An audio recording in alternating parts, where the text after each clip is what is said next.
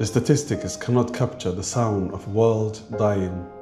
To understand the immediate effects of the drought in this region, you must stand in the dust. You must look into the eyes of those who have nothing left to lose. Just 20 kilometers from Dosomareb, the state capital, isolation is a death sentence. The roads have dissolved into deep sand pits. Water tracks are swallowed by the earth, forced to bleed their precious cargo into the dust just to escape. The drought does not discriminate, but it punishes the fragile first. In Bir Abdi Farah, I saw the true face of this catastrophe. I saw the elderly and the young completely broken by hunger and thirst. Children unable to stand on their own feet lay in the dust beside emaciated livestock animals that also need helping hands just to stand on their own four legs. Human and animal life mirrored one another in the sand. In Jolas, just about 25 kilometers from Dosomareb, I found pots on fire, just cooking plain water to keep children's hope alive. Families who once owned hundreds of sheep and goats now sit beside cold hearts.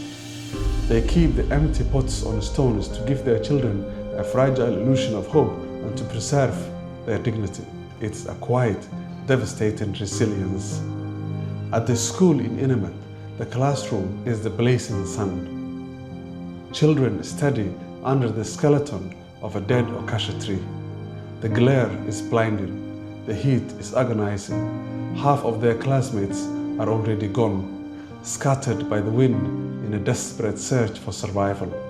In Gadon, the social fabric is stretched to the tearing point. Families with nothing else are hosting 5 or more other families who have even less.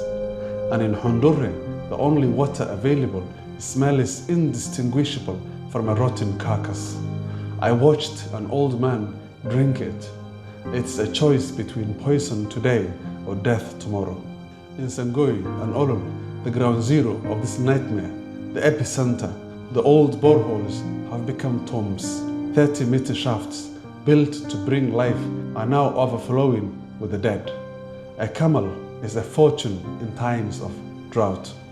I saw 30 or so dead camels scattered in just a few kilometers. One had forced itself into the thorns of a rahanreb tree, chasing a few dry leaves it could never reach. It died trapped in the branches of the rahanreb. Everywhere, stories of dead camels are a common thread. An entire way of life suffocated. I stood by a dry underground pool to document the cracked earth at its floor. Suddenly, herds of sheep came from everywhere, running toward me. They didn't come for water.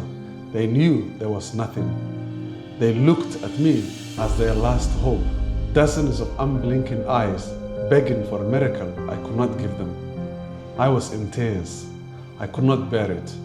When I walked away, some tried to follow before collapsing back into the dust. The drought takes the water first, then the livestock, and finally the human spirit. Mothers and fathers who define themselves by their herds have lost their identity. From Higlale to Olol to the Girijir to Qotqot and Gabon, the experience is the same and the stories are identical. The horror of the drought echoes just as loudly in Balahat, Tul Al Hassan, Girijir, Qotqot, Gabon, Ton, and the surrounding villages where the land itself seems to have surrendered.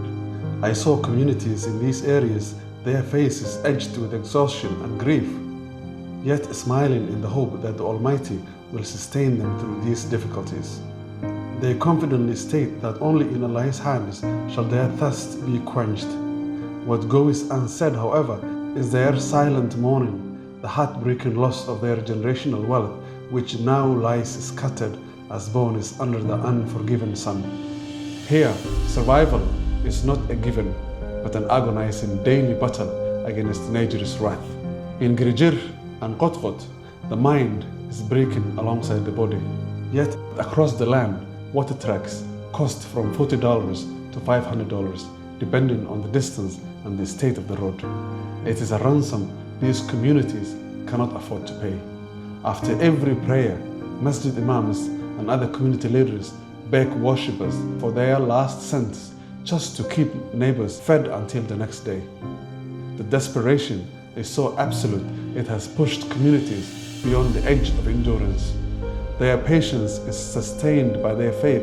Their belief in Almighty Allah keeps them hopeful and smiling at the same time. Their patience may be endless, but their time seems to be running out. It's a crisis no responsible human being can afford to look away from.